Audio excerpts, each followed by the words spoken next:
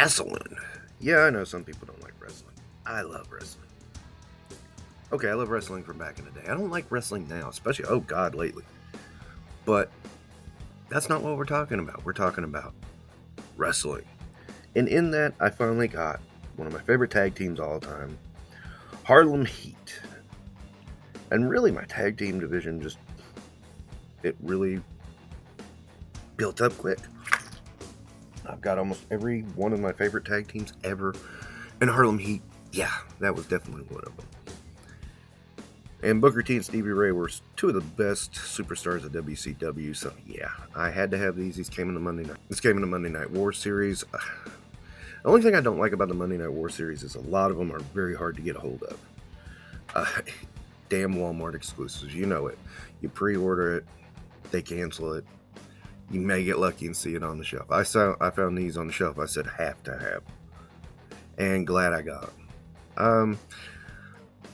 I can't really think of any criticisms other than they used the same body on both of them, which is kind of weird. But yeah, okay, we'll just look past that for a moment. Anyway, Harlem Heat, definitely one of my faves. Another one I found was the Sandman. No, not Hack, the Sandman. This is the version I wanted, the ECW version, not the one that was in WCW. And yeah, he even has barbed wire wrapped around his chest. Yeah, kendo stick, beer, all of it. Every last bit of it. Yes, if you wondered where Stone Cold Steve Austin stole that gimmick from, yes, it was the Sandman. And he was just a big part of ECW. Just one of the better. I mean, the entrance was the big thing. I mean, his matches were secondary. And yeah, that's really it. I mean, he was just really phenomenal with an entrance. And, you know, sometimes the matches would just kind of like fizzle out, and you were like, what the hell did I just watch? It happened. But it was fun too.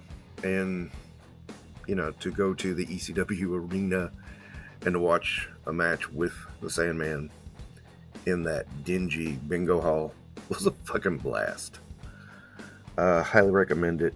Oh, you can't do it anymore. Never mind. But it definitely was worth the time, and this figure is definitely worth the time. I really dig this figure. They really went all out. Even gave him special hands to hold beers. Yeah, they gave him the Stone Cold Steve Austin later, but that's beside the point. So this one kind of sat around in my store for weeks and weeks. And I can see why. Bruno Sanmartino is not somebody known to this generation. I mean, a lot of the 80s guys are, but, you know, Bruno was 70s. And a lot of people don't realize he held the championship the longest of anybody, which we all know isn't a big deal. But, you know, I mean, at the time it was a big deal because you just didn't have title reigns that went that long.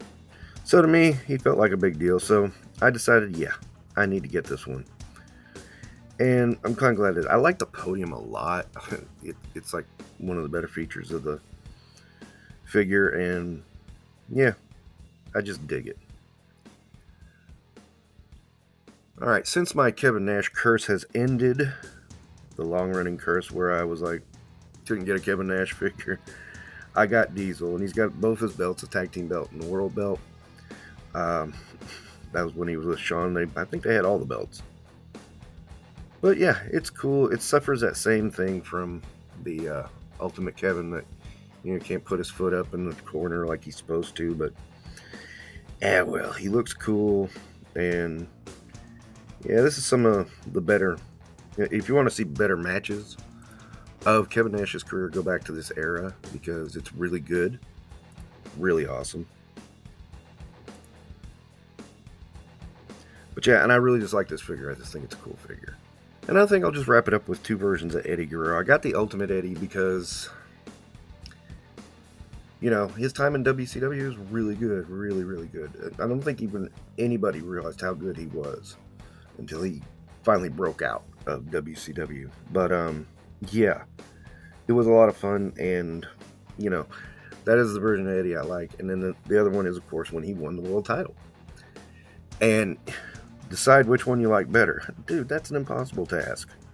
because it's two different points in his career, and it's like, yeah, I mean, it's just impossible to do. But Eddie Guerrero is one of those big time guys you just really like, or I really like. I mean, I just thought he did great. Now, I know I'm not saying much about these figures because there's so much that's been said.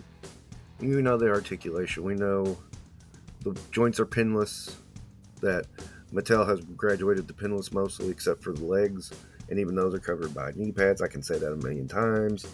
Whatever. It's repetitious. I mean, I gotta say, that's probably what's disillusioning me about toy tubing, is it gets very repetitious. Because once you know the articulation of one figure, you kind of know them all, at least in that line. So what's the point of going over it? And let's face it, not even Mattel is going too heavily into getting us new accessories. Oh, well, I did just talk about that new hand with beer cans, but, still. It's not, they're not working too hard. So what does that say? Is it getting boring? A little. But it's not bad. These are still cool figures. It's just, why tell you what you already know? I mean, for the most part, the likenesses on these guys are pretty good. Perfect? No. Not even Mr. Perfect can be perfect, but decent, yes. So, I've just gone about and explained why, I bought these figures. Why did I want these guys in my collection? There you go. Try something different. See how it works. Okay, that's going to wrap up wrestling for this week. Covered quite a bit of ground, but don't forget to do all the YouTube stuff, and you guys take care.